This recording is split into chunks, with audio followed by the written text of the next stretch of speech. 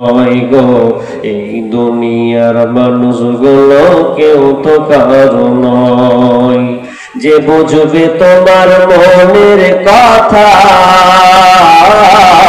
মুছে দেবে সকল ব্যথা যে বুঝবে তোমার মনের কথা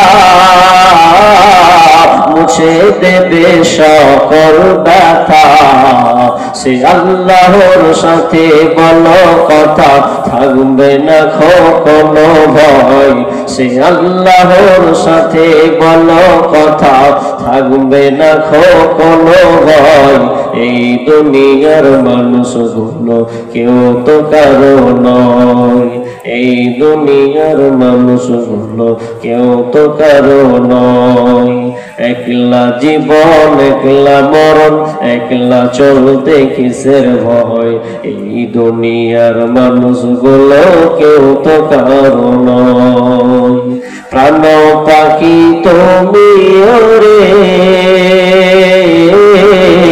আপন আপন বলিস যারে প্রাণ পাখি তুমি ওরে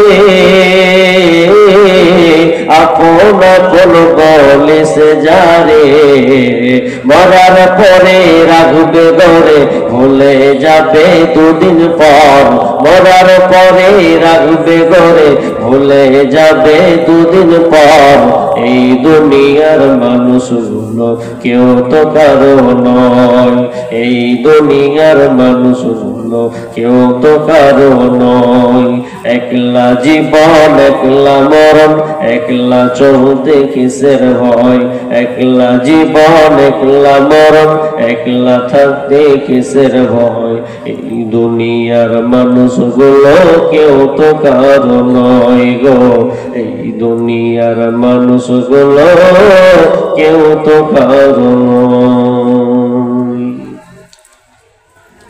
উপস্থিত সম্মানীয় সুযোগ্য আজকের চলমান জলসার সুনামধন্য সভাপতি মঞ্চে উপবিষ্ট ওলামায়ে ইকরাম দূরদূরান্ত থেকে আগত সম্মানীয় অতিথিবৃন্দ আমার সম্মুখে বসে থাকা বিভিন্ন এলাকা থেকে ছুটে আসা ইসলাম দরদি ভাই সকল এবং বাম দিকে রত সম্মানিতা মা ও বোনেরা প্রথমে সেই মহান মুনিবের দরবারে প্রশংসা করি যে মহান মুনিব আমাদেরকে একটি মসজিদ কেন্দ্রিক আয়োজিত মাহফিলে কিছু কোরআন হাদিসের আলোচনা এবং আমলের উদ্দেশ্যে যিনি আমাদেরকে কবুল করেছেন অর্থাৎ বসার তৌফিক দান করেছেন সে আল্লাহ সুবহানাহু ওয়া তাআলার শুকরিয়া আদায় করি বলি আলহামদুলিল্লাহ অতঃপর শান্তি বর্ষিত হোক সকল নবীদের উপর বিশেষ করে আমাদের শেষ নবী জনাবে মুহাম্মদুর রাসূলুল্লাহ আমরা সকলে বলি সাল্লাল্লাহু আলাইহি ওয়াসাল্লাম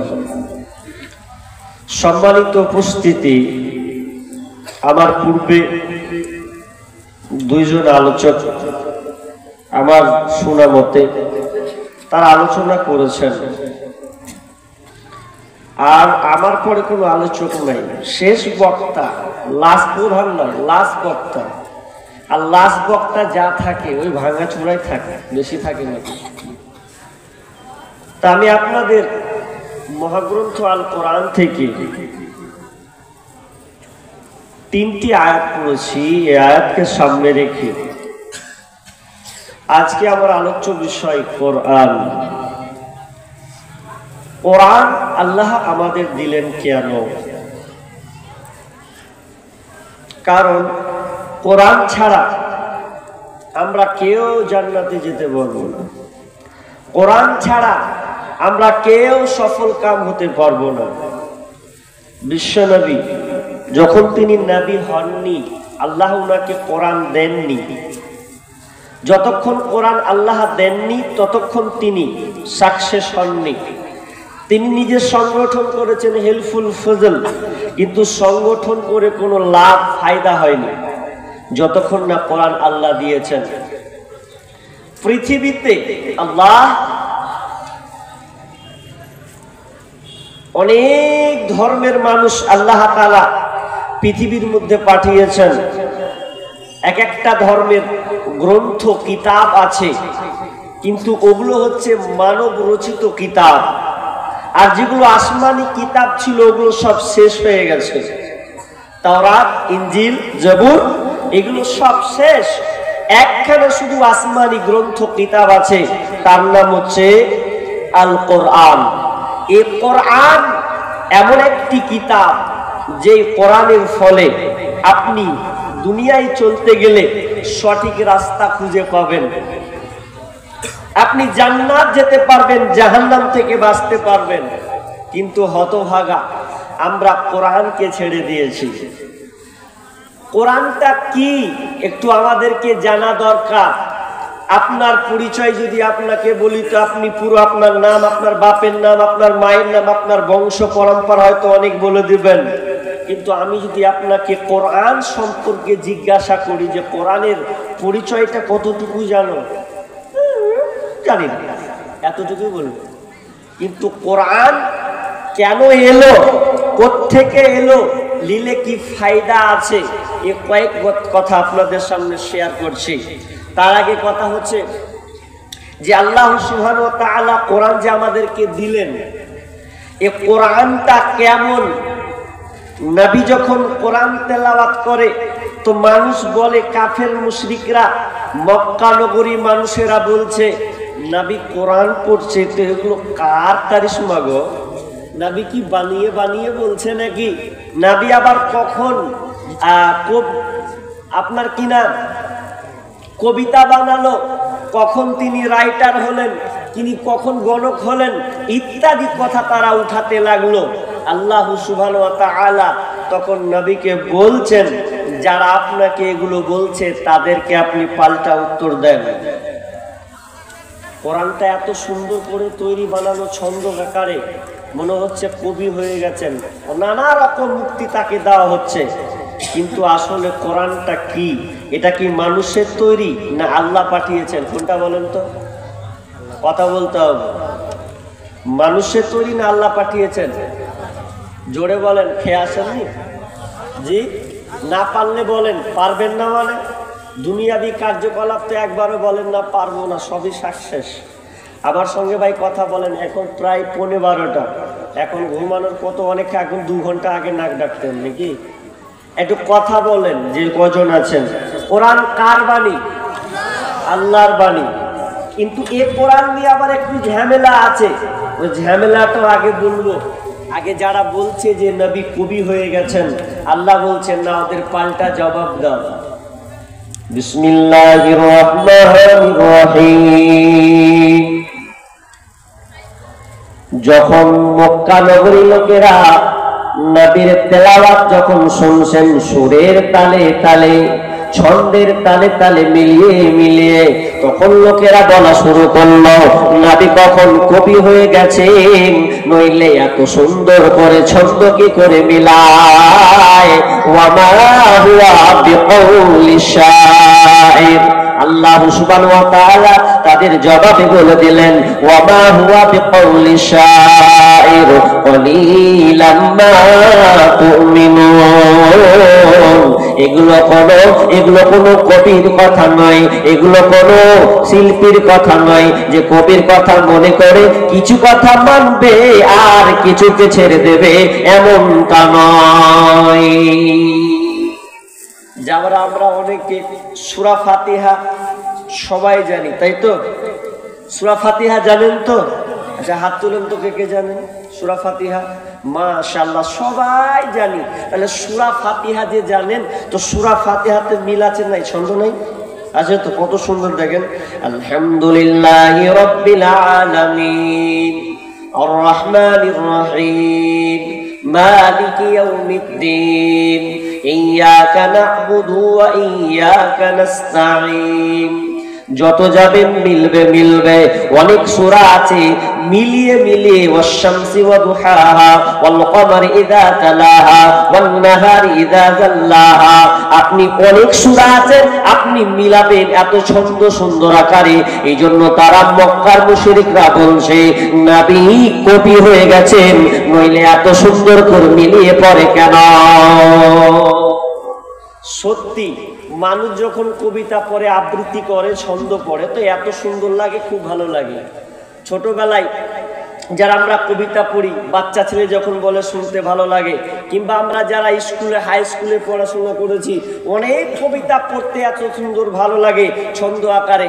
আমরা অনেক কবিতা পড়েছি স্কুল লাইফে, যেমন কাজী নজরুল ইসলামের অনেক কবিতা আছে, রবীন্দ্রনাথ ঠাকুরের অনেক কবিতা ছন্দ আছে, যেমন আছে শুধু বিঘে দুই ছিল মোর ভুঁই, আজ সবই গেছে ঋণে, বাবু কহিলেন বুঝেছ উপেন, এ জমি লইব কিনে, কহিলাম আমি তুমি ভূস্বামী, ভূমির অন্ত নাই, চেয়ে দেখো মোর আছে বড় জোর, মরিবার মতো ঠাই।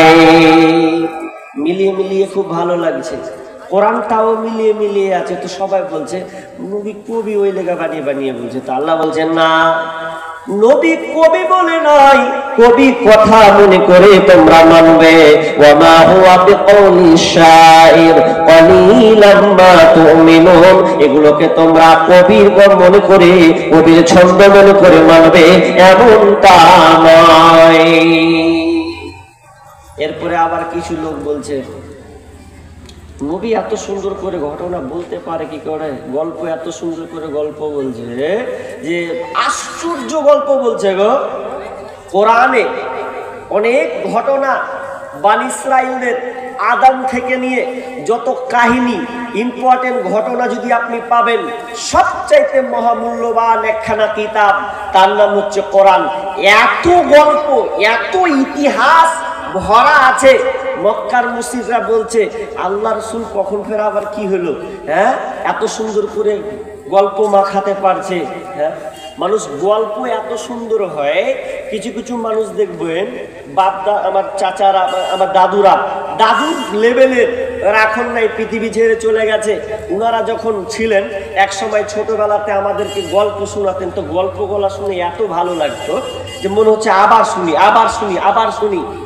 একটা আরবিতে একটা গল্প খুব ছোট কালে খুব ভাইরাল হতো, আলফুল লাইলা, 1000 রাত, মানে 1000 রাত, এতে কি ঘটনা আছে। তো আগে মানুষ এগুলো দেখেছে, কি আছে গল্পতে, কত মজা আছে। এক রাজা বলছে, রাজার বৈশিষ্ট্য হচ্ছে কি, যে একদিন ও বিয়ে করবে, তারপর দিন সকাল 8টা হবে আর ফাঁসি দিয়ে দেবে, প্রতিদিন বিয়ে করবে আর ফাঁসি দিয়ে দেবে, প্রতিদিন বিয়ে করবে, তারপর দিন ফাঁসি দিয়ে দেবে। আচ্ছা, কোন মেয়ে বিয়ে করতে চাইবে? আজকে বিয়ে করব, কালকে মরতে হবে, দরকার কি? তা একজন মেয়ে বলছে যে আমি করব, দেখি না রাজা মারে কি করে। ও যখন বিয়ে করলে, তো বিয়ে করার পর এবার জানছে যে সকাল 8টার সময় আমার ফাঁসি হবে, তো সকাল 8টার আগে আগে সকাল সকাল গল্প শোনাচ্ছে কাকে? তো রাজাকে। রাজাকে এমন একটা গল্প, চমকদার গল্প শোনাতে লাগলো, এমন গভীর তথ্য গল্প শোনাতে লাগলো, রাজার মেজাজ গেল উল্টো দিকে। আরে তারপরে কি রে? বলছে বলবো না, তারপর দিন বলবো। মারবেন তো মেরে দেন, নাহলে শুনবেন তো থাকেন, রাখেন আমাকে। তো বলছে না, তোকে মারবো না, তারপর দিন গল্পটা শুনবো। তারপর দিন গল্প, তারপর দিন বলছে এমন জায়গায় ঠেকছে, রেখেই দিচ্ছে, সমাপ্ত করছে না। মানে চমকদার কথা বলে থেকে যাচ্ছে। যেমন দেখবেন বাংলা সিরিয়াল, জি বাংলা, এই সিরিয়ালগুলো দেখবেন এমন ভাবে হয় না, পাঠ হয়তো একটা সিরিয়ালকে চালাবে 3 বছর, 5 বছর, 7 বছর, 10 বছর, এরকম সিরিয়াল যায়। আর মা বোনরা তো বুঝতে পারছেন কি হবে রে, কখন কিরণকে মেরে দিলে নাকি রে, ও আর ভাত খাবে না। তারপর দিন দেখবে প্রতিদিন লাগাবে।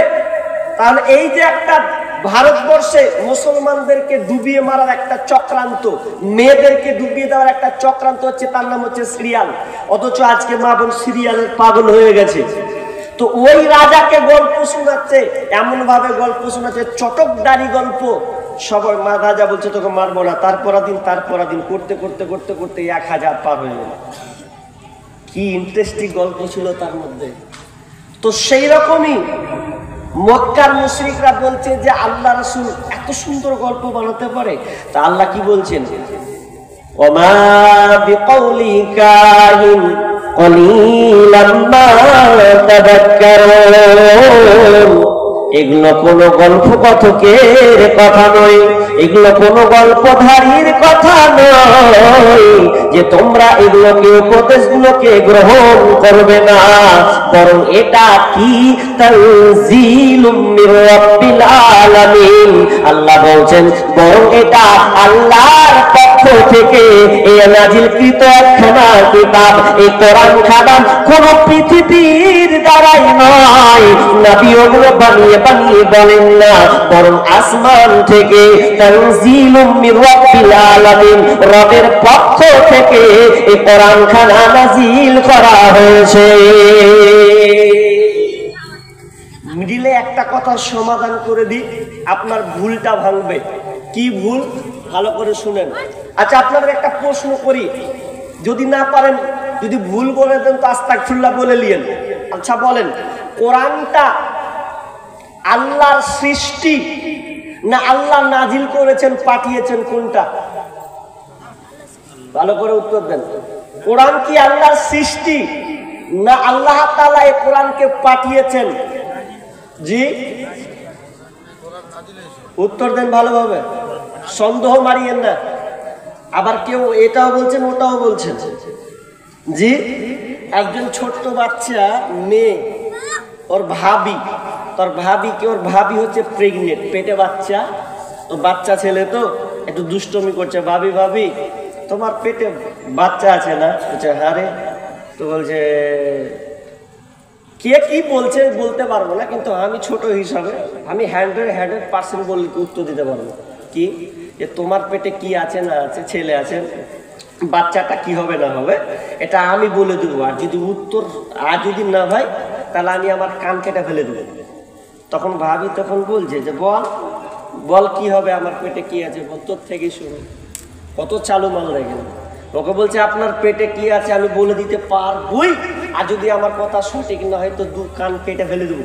তো বল তাহলে কি আছে? তখন ও ছোট বাচ্চা ভাবে আপনার পেটে কি আছে, আপনার পেটে যে বাচ্চাটা দুনিয়াতে আসবে, প্রসব হবে, আমি 100-100 বলে দেবো, ছেলে হতে পারে মেয়ে হতে পারে। কত চালাক বুদ্ধি, মানে দুটাই উত্তর দিতে চাইবে, ছেলেও হতে পারে মেয়ে হতে পারে। তো কি হবে, ছাগল বকরি হবে? হাজি, কত ছোট বাচ্চা। তো আপনাদের উত্তরগুলো সেই রকম।